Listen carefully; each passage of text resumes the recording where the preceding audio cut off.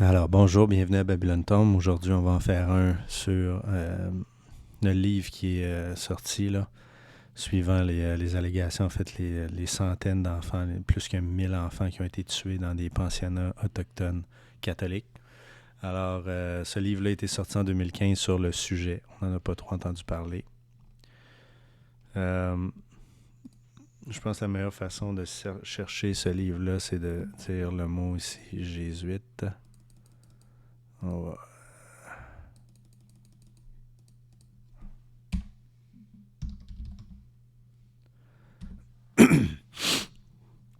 Alors, on nous dit ici que, oups, bon, les récollets, ils nous font un paquet d'histoires qui est bonne, en général, là, sur la création des Jésuites et tout ça. Ils ne parlent pas des crimes que les Jésuites ont commis, ils parlent qu'ils ont été expulsés. Ça tente d'être très neutre, mais dans sa neutralité, ce document-là ne dénonce pas les terribles crimes qui sont commis, qui ont été commis historiquement et qui sont encore commis aujourd'hui par les Jésuites. La Deuxième Guerre mondiale étant probablement le cas récent le plus évident de l'influence jésuite dans la politique mondiale. Et le fait que Justin Trudeau, Donald Trump, Joe Biden, Bill Clinton, George Bush sont tous des catholiques. Non, on n'en parle pas. Membres de sociétés secrètes en plus, on n'en parle pas. Les sociétés secrètes étant toutes gérées par les jésuites.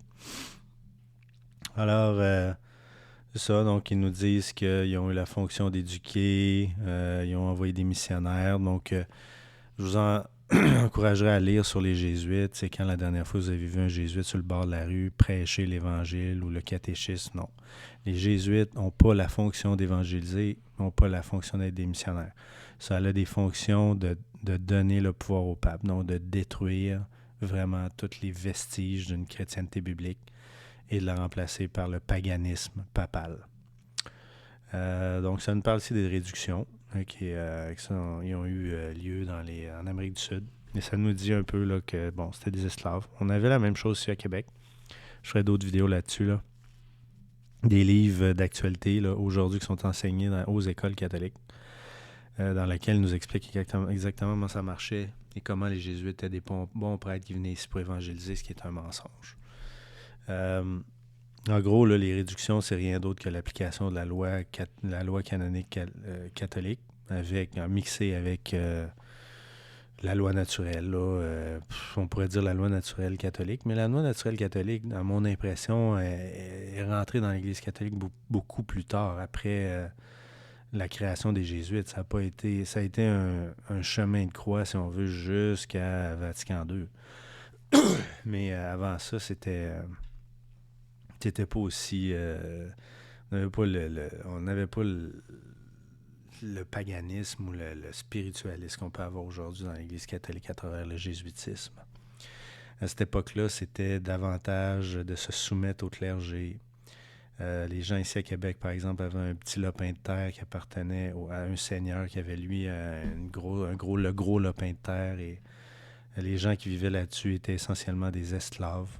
Puis ils donnaient la majorité de leur récolte, parce que surtout les choses qu'ils faisaient, c'était de la nourriture, au seigneur, là, dont on appelait seigneur le propriétaire du territoire.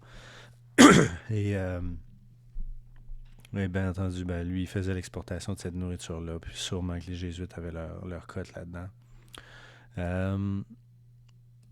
Non, ça, c'est juste ce point-là. Il pourrait faire l'objet de plusieurs présentations, les réductions. Et le catholicisme, en réalité, qu'est-ce que le catholicisme? Le catholicisme, c'est rien d'autre que le communisme, parce que selon l'Église catholique, la façon dont le monde devrait fonctionner, c'est davantage un système fasciste ou communiste. Là, ce qu'on a, c'est un système fasciste. Là, fait que c'est relativement similaire. C'est juste que l'État n'est pas vu comme étant celui qui produit les biens.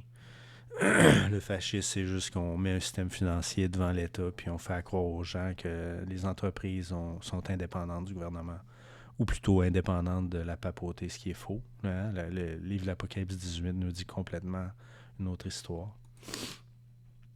Donc, c'est ça. Ils nous disent que, en gros, bon, c'est ça. C'est des gens qui créent l'esclavage, mais ils n'en parlent pas exactement dans ces mots-là. Ils nous disent qu'ils ont créé des missions ici, puis ils ont pris en charge l'éducation, ce qui est vrai. Les jésuites, dans ces années-là, même, avaient le dessus là, dans l'Église catholique. Là. C'était une société secrète de l'Église catholique encore, là. Mais il y avait le dessus. Là. On en parle un peu ici, l'implication un Huron a dit à Jean de Brébeuf, vous parlez de renverser le pays. Aïe, aïe, aïe. C'est exactement ça. Aujourd'hui, les Hurons, là, les gens qui gèrent le village Huron, sont tous éduqués à l'école jésuite. Tous les gens qui sont là sont des jésuites coadjuteurs. Donc, c'est ça. Ils nous disent que les jésuites ont créé les Oblats, autrement dit. Là. C'est toujours ce que les jésuites font. Ils créent des sociétés frontispices pour ne pas se faire prendre. C'est toujours leur méthode. Ils nous disent que les protestants étaient là-dedans aussi, bien entendu, là, à partir de 1844. Hein, les adventistes disent qu'en 1844, l'Église catholique est devenue réellement satanique. Ou peut-être 1798. Le spiritualisme est rentré dans l'Église catholique autour de ces années-là. Avec le jésuitisme. C'est le jésuitisme qui a en 1540 ou 1534, là, dépendamment des dates qu'on a, là, qui a réellement créé le spiritualisme dans l'Église catholique. On nous parle encore de ça ici.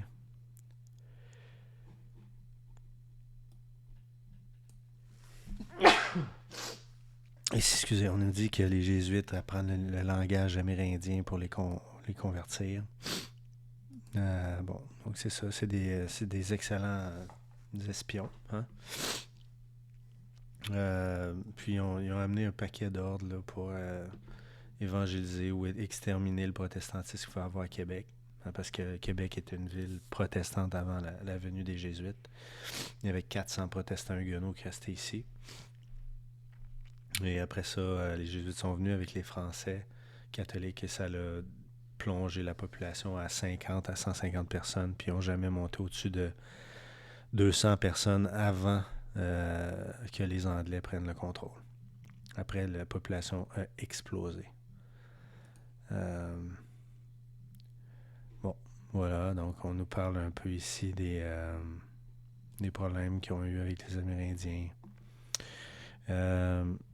Ça c'est la section probablement la plus intéressante. On y parle vraiment là, de l'ère jésuite. On nous parle de la fondation du séminaire de Québec qui s'appelait initialement le séminaire des Jésuites. Moi, je suis allé à cette école-là. Il y avait encore des Jésuites à cette époque-là. Là. C'était... donc, le petit séminaire servait à éventuellement là, amener les gens au grand séminaire, qui est un séminaire de formation pour les prêtres catholiques. C'est encore un des 5 séminaires en Amérique du Nord. C'est le premier des séminaires et des écoles catholiques en Amérique du Nord.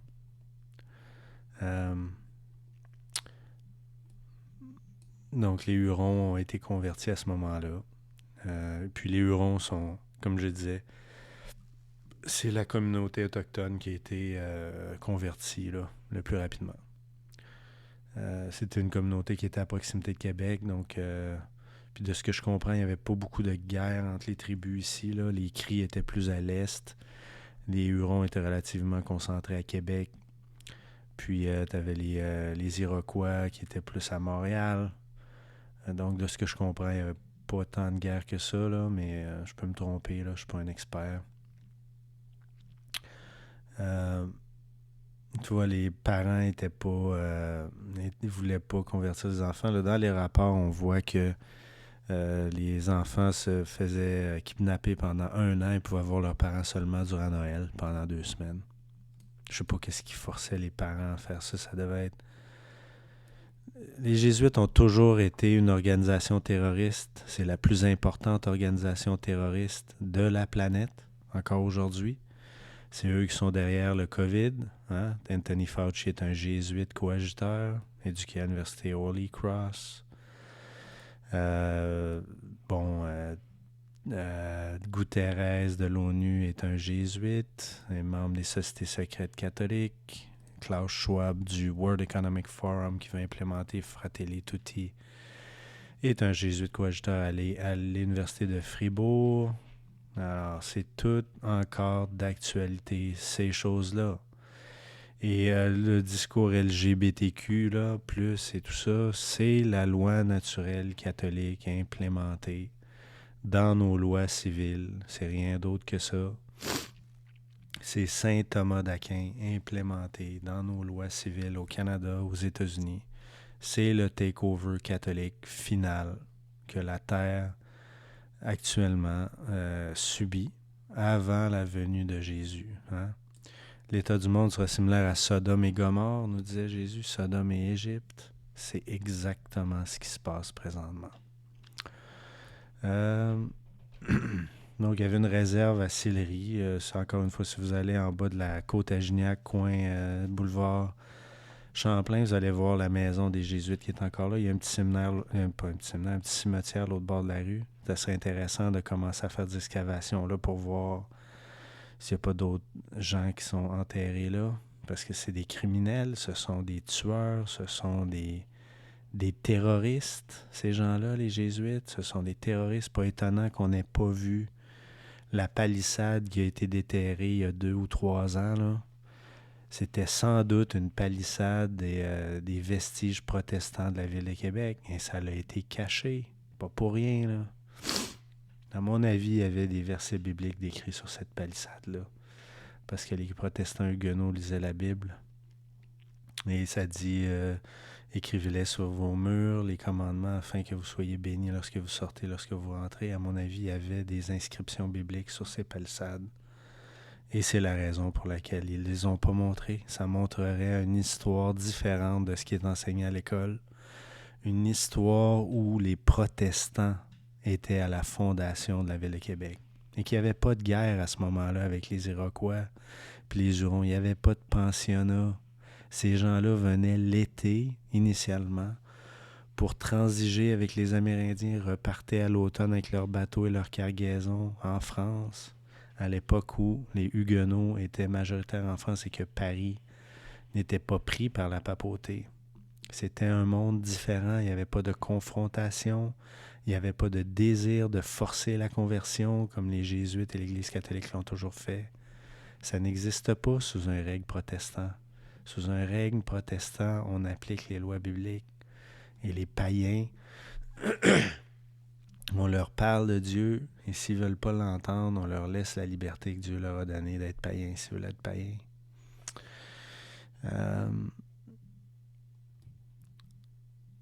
Bon, vous voyez, ils vous disent ici, là, comment ça s'est passé exactement. Ça, c'est la section la plus intéressante. On nous dit réellement, là, comment les Jésuites étaient affiliés, comment ils ont converti des gens. Si vous lisez le livre 50 Years in the Church of Rome de Charles Chénicky, un ancien prêtre catholique des villes de Saint-Roch et Beauport, vous allez voir que Charles Chénicky nous parle du séminaire de Québec à ce moment-là.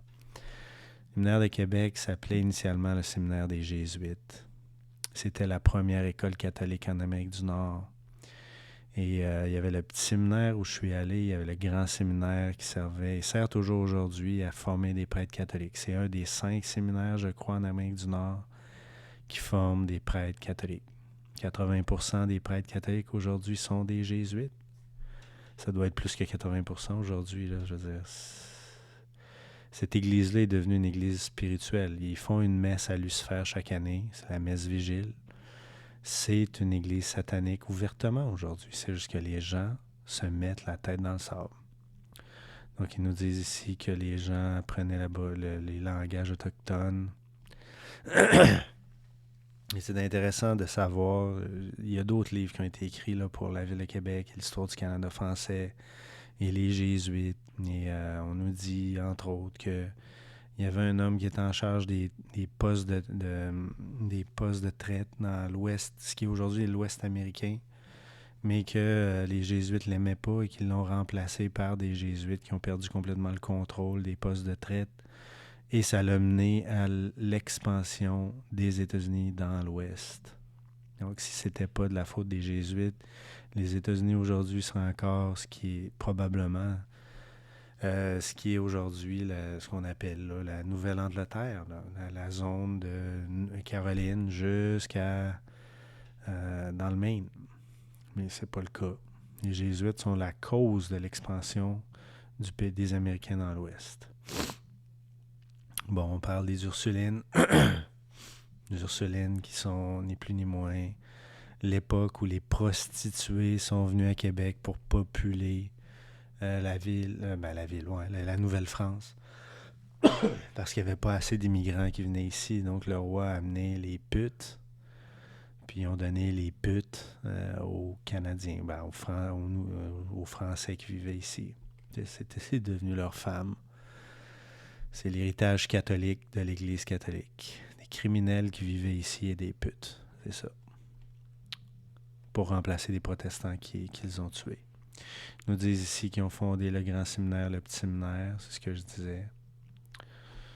Il y a beaucoup, beaucoup, beaucoup à dire sur ces étapes-là. Ça nous dit exactement qu'est-ce qui s'est passé, que les Jésuites étaient en contrôle de l'expansion, de la conversion des Amérindiens, tout ça. Puis on sait ce qui s'est passé par la suite. Ça nous montre la culture jésuite. Ça nous montre aujourd'hui avec les 1000 meurtres qu'on a vus dans le dernier mois, que l'Église catholique a perpétrés au Canada, jusqu'à il y a quelques années seulement. C'était la culture catholique jésuite en action. Pas étonnant que les Jésuites contrôlent tous les réseaux d'information des pays du monde. Ça, vous pouvez le lire dans différents livres, là. Bon, ici, ils nous disent que les Français n'étaient pas d'accord avec la façon. Qu'est-ce qu'ils voulaient? Isoler. On parle ici des années 1663, là. 1663. C'est dur à croire, hein? Moi, ça me dépasse. C'est une culture catholique. C'est pas le pays qui est en cause ici, là. Parce que le pays est sous le contrôle des Jésuites de l'Église catholique. Trudeau est un jésuite coadjuteur. Toutes les encycliques des papes sont quasiment toutes implémentées au Canada. C'est pas la faute du gouvernement civil ni du gouvernement de l'appareil gouvernemental. C'est la faute de la culture catholique qui est propagée par les Jésuites. C'est la faute de ça. Je vous ai montré dans une autre vidéo, là, le gars qui est en charge le jésuite qui est en charge du centre Manrez ici, qui porte les effigies que le FBI a trouvées comme étant le signe des pédophiles qui aiment les petits gars. C'est une culture. Ça l'a toujours été, ça sera toujours. C'est une habitation de démons. François de Laval, ici on y parle. Là, le petit séminaire de Québec a changé de nom. Aujourd'hui, c'est devenu le collège François de Laval. Donc, c'est lui. C'est plus un séminaire, hein, parce qu'il n'y a plus de jésuites qui sont en contrôle. Là. C'est tous des gens, c'est probablement tous des francs-maçons qui sont en charge. Comme à l'école de Saint-Jean-Barmance ou le Alain, là, qui vient de prendre sa retraite, qu'on voyait toujours à la télévision. Je crois que c'est un franc-maçon. Ça me semble évident. Là. C'est une nécessité d'être inspiré, de vénérer Lucifer lorsqu'on est dans l'Église catholique. J'en prends pour exemple la messe vigile. Donc on les appelait les sauvages. Vous avez jusqu'à 16 enfants.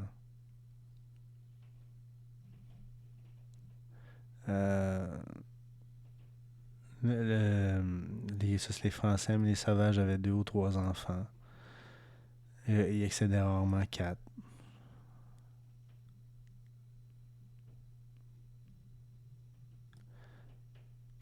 Il y a d'autres rapports qui ont été écrits par le gouvernement du Canada concernant le fait que les Amérindiens étaient des surhommes. Lorsque les médecins sont arrivés ici, les médecins français, ils étaient étonnés de voir qu'il n'y avait pratiquement pas de maladie. Les Amérindiens étaient des végétariens pour la grande partie de l'année, pas exclusivement. Et ils disaient qu'ils pouvaient courir facilement 50 à 100 km sans s'épuiser. Il y a des récits qui disent qu'ils chassaient des chevreuils sur 100 km et qu'ils ne perdaient pas le chevreuil. Bien entendu, sûrement en vitesse, là, mais il y avait une bonne endurance. C'était des surhommes. Selon les rapports médicaux français, ces Amérindiens-là étaient des surhommes. Des surhommes. C'est la façon dont il disait qu'un vieillard de 70 ou 80 ans avait la vigueur d'un homme de 40 ou 30 ans. C'est ce qu'il disait. Les Amérindiens ici étaient des surhommes. C'était des gens qui n'étaient pas pollués par la façon de faire de l'Église catholique. La nourriture de Babylone. Babylone, c'est l'Église catholique. Donc, tout ce qui représente Babylone aujourd'hui, la médecine de Babylone, les vaccins de Babylone, la nourriture de Babylone, la religion de Babylone, la sexualité de Babylone, hein, on le voit ici, là. Les hommes blancs ne pouvaient pas se contrôler, 16 enfants. Mais les sauvages, soi-disant sauvages, eux autres, ils étaient capables d'avoir 2, 3, rarement excédé 4 enfants. Désolé de vous dire, amis, là, mais dans la Bible, on retrouve surtout cet exemple-là. Rarement cet exemple-là. Oui, il y a Joseph avec les 12 tribus d'Israël, là. Mais c'est davantage cet exemple-là qu'on retrouve. Je ne sais pas de défendre le paganisme de ces Amérindiens-là. Je dis juste que il y avait plus de chrétienté dans ces sauvages, soi-disant sauvages-là. Il y avait plus de culture chrétienne, de civilité, que dans ces jésuites qui ont tué tous ces milliers d'enfants-là. Et les ont forcés. Vous voyez, les livres sont écrits là-dessus. Là. Les livres sont écrits là-dessus, mais il n'y a pas de résultat. On dit, les jésuites sont vraiment des criminels. Hein? C'est ce qu'on dit en réalité dans ce livre-là. Mais jamais on porte de solution. Parce que les gens en haut, au gouvernement, sont tous jésuites. Et les jésuites contrôlent les sociétés secrètes comme la franc-maçonnerie. Fait que, voilà.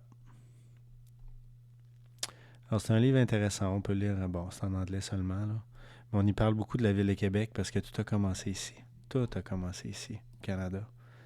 Et il y a d'autres livres qui ont été écrits qui sont par des protestants qui sont beaucoup plus dénonciateurs de ces jésuites-là. Bon, là, on y parle un peu de Jesuit Estate, je sais pas trop. Je ferai une autre vidéo là-dessus. C'est plus qu'intéressant. The Jesuit Estate Question. Puis on y va dans le temps, là, puis on commence à augmenter les collèges et tout ça, puis on nous dit que les protestants ont aussi fait la même chose, bien entendu. Ben, il n'y a jamais une différence. Il n'y a aucune différence entre les protestants et les catholiques dans la façon d'éduquer. Là. Aujourd'hui, les protestants sont rendus essentiellement catholiques. Vous voyez François Xavier avec sa coupole païenne, hein, le signe du soleil en arrière, l'aura. C'est rien d'autre qu'un signe du soleil, c'est du paganisme. C'est des dieux païens avaient tous ça. Ces jésuites-là ont traversé le monde, les amis, il y a 300-400 ans. Ils étaient déjà à faire ce plan-là qui est maintenant. Aujourd'hui, on en voit le résultat. L'abandon complet de la culture chrétienne biblique, la dégradation de la moralité, la sodomie qui est rendue banalisée, l'abandon de la piété, l'abandon complet de la piété, l'idiotie qui est rendue l'athéisme, l'idiotie complète. C'est ce que la Bible dit. Elle appelle les gens qui ne croient pas des idiots, ni plus ni moins. Oui, ces gens-là, dans les années 1800,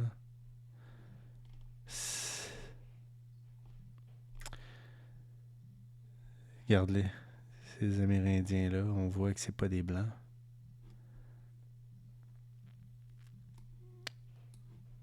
À Phoenix.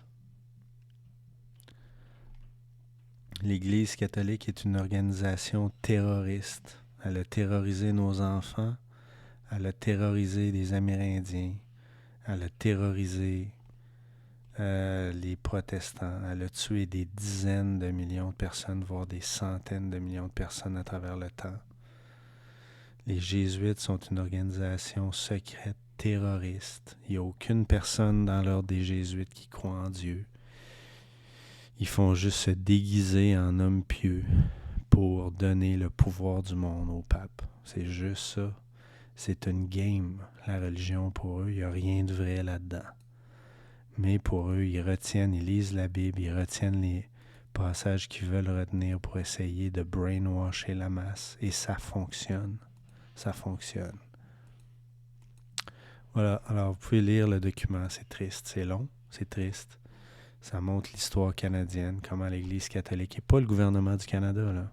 On essaye de blâmer le gouvernement du Canada à travers ça, là. Même Ezra Levin, qui est probablement un juif à la cour de Rome, là, essaie de nous brainwasher, de nous dire que c'est la faute du gouvernement du Canada. C'est pas la faute du gouvernement du Canada, c'est la faute de l'Église catholique. La Commission de la réconciliation du Canada. Il n'y a aucune réconciliation avec le Canada. C'est la réconciliation avec l'Église catholique. Et comment est-ce que vous pouvez vous réconcilier avec une organisation qui a tué plus que 1000 enfants? Et ça, c'est juste le début, là. Il y en a d'autres qui vont venir, là. Ça commence. Les péchés de Babylone vont être mis à jour. Dieu nous donne les balles pour travailler maintenant. Il nous donne les balles qu'on a besoin pour proclamer le message du deuxième ange d'Apocalypse 14. Combien de chrétiens adventistes prennent les balles, mettent dans le gun, puis tirent? Il n'y en a pas. Il n'y en a pas. Pourquoi? Parce que cette organisation-là aussi est infiltrée par les jésuites, les amis. Toutes les religions sont infiltrées par les jésuites. J'ai vu tout à l'heure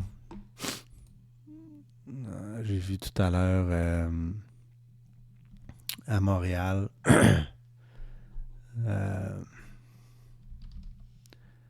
si vous allez à Montréal ici, on va aller voir. Pour vous donner, j'ai vu aussi toute cette région-là ici, là, Thetford Mines jusqu'à Sherbrooke, était la région initiale où les protestants s'établissaient au Québec. Ici, dans les Grands Lacs, là, sur le bord de Kingston, tout ça, ici, c'était la région où les protestants venaient s'établir initialement. Les catholiques ont pris Québec, Montréal, même Toronto, initialement, était une ville protestante. Vraiment, là, il y avait des congrès protestants et tout ça. Donc ça, ici, c'était tout un territoire protestant. La rue ici, là, c'est ça ici? Ouais. Ça, là, cette rue-là, ici, là. Et ça, ici, toutes ces rues-là, c'était des rues. Ça, c'est le chemin Craig. C'était la rue qui était faite pour relier le Québec. Et dans les anciens écrits, ça dit « aux protestants ». Ça va jusqu'à Thetford. Fait que c'était tout un territoire protestant ici. Si vous allez dans Montréal, toujours intéressant de voir les traces des jésuites dans tout ce qui est Musée des Beaux-Arts. C'était juste en face de ça. Bon, c'est ça. Ici, une église presbytérienne. Bon, regardons l'église presbytérienne ensemble. Regardez. On a le disque ici. On a le disque au-dessus de Jésus qui représente. C'est juste avec une croix de Malte en arrière. Pas une croix de Malte, une croix des Templiers en arrière. Les églises sont tous infiltrées par l'Église catholique. Tous. Tous. Ça, c'est des idoles qu'on voit ici, là. C'est des idoles, ça. Dans les livres vitraux, là. C'est des idoles qu'on voit ici, là. Il n'y a pas de statue en dedans. Il y a des idoles. Il y a des vitraux, des idoles. Je sens que j'en avais vu d'autres ici. Regardez, la symbologie occulte ici du triangle en haut, triangle en bas. C'est les jésuites qui sont en charge. C'est ça. Vous allez voir toutes sortes de symbologies si vous attardez à ces symboles-là. Regardez ici. Jupiter avec son cercle ici. C'est un signe païen. Non, c'est Saint Paul, c'est pas Jupiter, ça. Je me souviens plus quel dieu ça représente. Les dieux païens. Regardez, il y a des idoles à l'extérieur, une église presbytérienne. Il y a un autel en avant. Un autel. C'est un signe de l'église catholique. Donc, on y conduit la messe ici, dans une église presbytérienne. Dans les écrits de John Wiley, l'histoire du protestantisme, on nous dit qu'initialement, les prêtres catholiques qui essayaient d'infiltrer les églises presbytériennes se présentaient et voulaient faire la messe, les gens se levaient et leur lançaient des chaises aux prêtres parce qu'ils comprenaient. Mais aujourd'hui, les gens sont stupides.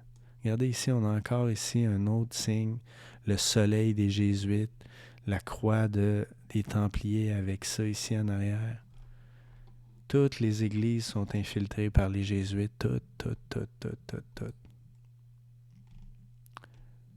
Toutes les églises.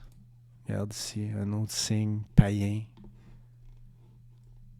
Un autre signe païen. L'Église catholique est en contrôle de toutes les églises, exactement comme Alberto Riviera nous le disait. Qu'en 1884, lorsque Reagan a déplacé la cérémonie de couronnement de sa présidence face à l'obélisque, ça signifiait, c'était un signe comme de quoi ça signifiait que toutes les églises étaient infiltrées. Ça, c'est juste une église. Si on va juste ici,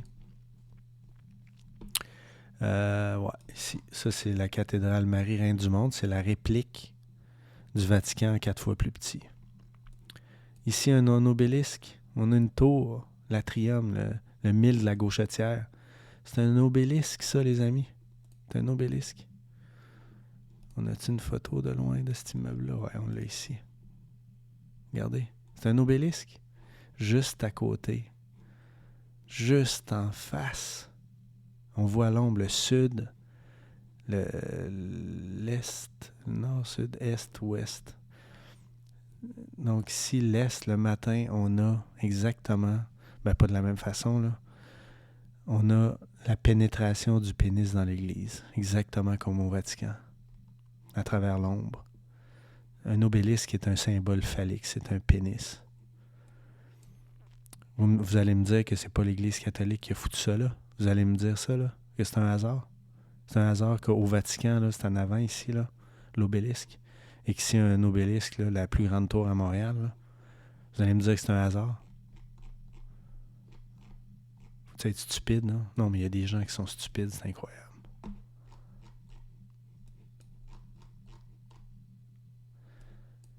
Bon, le Vatican, il est où le Vatican, là? Colisée est ici, il me semble que c'est à distance de marche, c'est ici. L'obélisque est ici, regarde, à l'est, exactement comme au Vatican. Au sud-est, exactement comme au Vatican. L'obélisque est placé à l'est, sud-est. L'ombre pénètre l'église à certaines heures de la journée. Vous allez me dire que c'est un hasard, ça. Les gens sont réellement stupides. L'Église catholique est une organisation terroriste, c'est une habitation de démons. C'est ça, c'est un fait. Sa marque d'autorité, c'est le dimanche. Et toute la crise qu'on a aujourd'hui. D'ailleurs, le mot crise signifie jugement.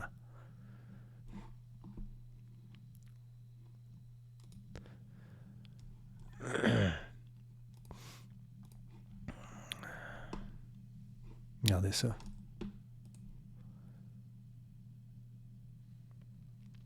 Juste une minute, là, je vais attendre que ça rouvre, là, e-sword.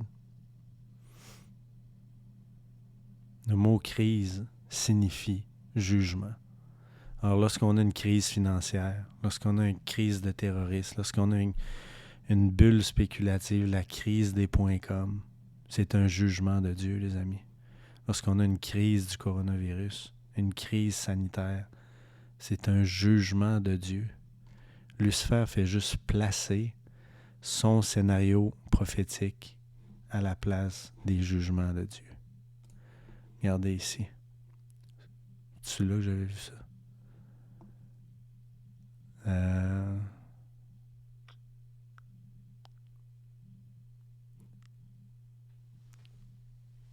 Je regardais ça ici.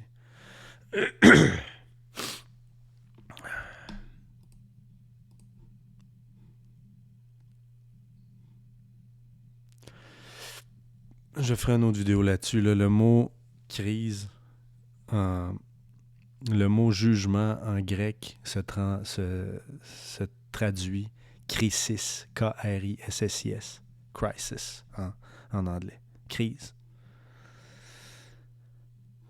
Non, c'est pas ici. Je pense pas que ça l'est. En tout cas, j'ai vu ça ailleurs. C'est où j'avais vu ça? Je me souviens pas. Les jugements, probablement dans le livre de l'Apocalypse. Apocalypse 18. Ouais, c'est là. Exact. Fornication, the merchant of the earth.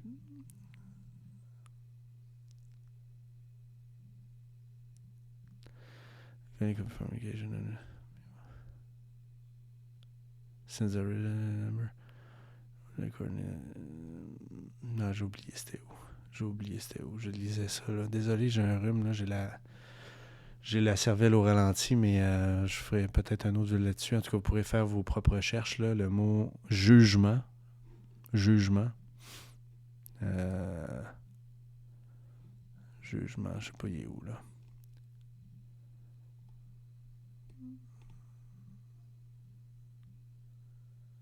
Donc, c'est ça. Le mot jugement se traduit en crise. Donc, voilà, là-dessus, Dieu vous bénisse. À bientôt. Merci.